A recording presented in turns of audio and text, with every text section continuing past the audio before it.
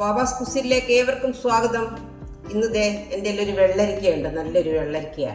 ഇത് വെച്ച് ഈ നൊയമ്പ് കാലത്ത് മീനില്ലെങ്കിലും നമുക്ക് മീൻകറിയുടെ ടേസ്റ്റിൽ ഒരു കറി ഈ വെള്ളരിക്ക വെച്ച് നമുക്കൊന്ന് ഉണ്ടാക്കാം. അപ്പം ഈ വെള്ളരിക്ക തോരൻ വെക്കാം, പച്ചടി വെക്കാം, പല വിധത്തിൽ വെക്കാം അല്ലേ. ഇന്ന് ഞാൻ ഈ വെള്ളരിക്ക വെച്ച് വെറൈറ്റി ആയിട്ടുള്ള ഒരു ഡിഷ് ഉണ്ടാക്കുക. ഈ നൊയമ്പ് കാലത്ത് വളരെ ടേസ്റ്റി ആയിട്ടുള്ളതാണ്. ഈ വെള്ളരിക്കയുടെ പകുതി ഭാഗം നമുക്ക് കട്ട് ചെയ്യാം. ഇത്ര ഭാഗം മതി. ഓക്കെ, ഒരു സവാള കട്ട് ചെയ്ത് ഓയിലിനകത്തോട്ട് നമുക്കൊന്ന് വഴറ്റിയെടുക്കാം. ഇനി അതിനകത്തോട്ട് ഈ പച്ചമുളകും വെളുത്തുള്ളിയും ഇട്ട് കൊടുക്കാം. ആ സവാള മൂത്ത് തുടങ്ങി അതിനകത്തോട്ട് ഒരു 1/2 സ്പൂൺ മുളക് പൊടി ഇട്ട് കൊടുക്കാം, ഒരു 1/2 സ്പൂൺ മല്ലിപ്പൊടി ഇട്ട് കൊടുക്കാം, മഞ്ഞൾപ്പൊടി ഇട്ട് കൊടുക്കാം, ഇഞ്ചിയുടെ പൗഡർ ഇട്ട് കൊടുക്കാം. ഒന്ന് വൃത്തിയായിട്ട് മൂപ്പിച്ചെടുക്കാം. ഒരു തക്കാളി കട്ട് ചെയ്തിട്ട് കൊടുക്കാം.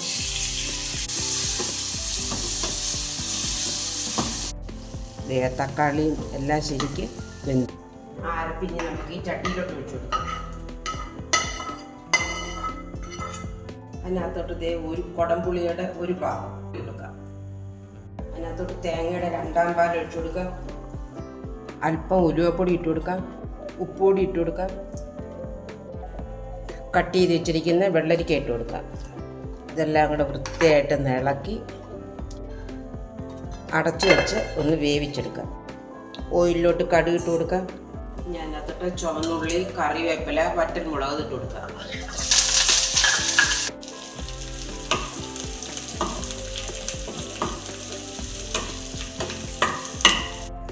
ആ കഷ്ണം വെന്തു. ഞാനതൊരു തേങ്ങയുടെ 1-ാം പാൽ ഒഴിച്ചു കൊടുക്കും. ഞാനത്തോട്ട് നമ്മൾ ഈ കടുക് വറുത്തിട്ട് കൊടുക്കാം. നമ്മുടെ മീനില്ലാത്ത മീൻകറി റെഡി. അതേ ടേസ്റ്റിൽ ഈ നോയമ്പ് സമയത്ത് കഴിക്കാൻ പറ്റുന്ന മീനില്ലാത്ത മീൻകറി. ഇഷ്ടപ്പെട്ടെങ്കിൽ ലൈക്ക് ചെയ്യാനും ഷെയർ ചെയ്യാനും സബ്സ്ക്രൈബ് ചെയ്യാനും മറക്കരുത്.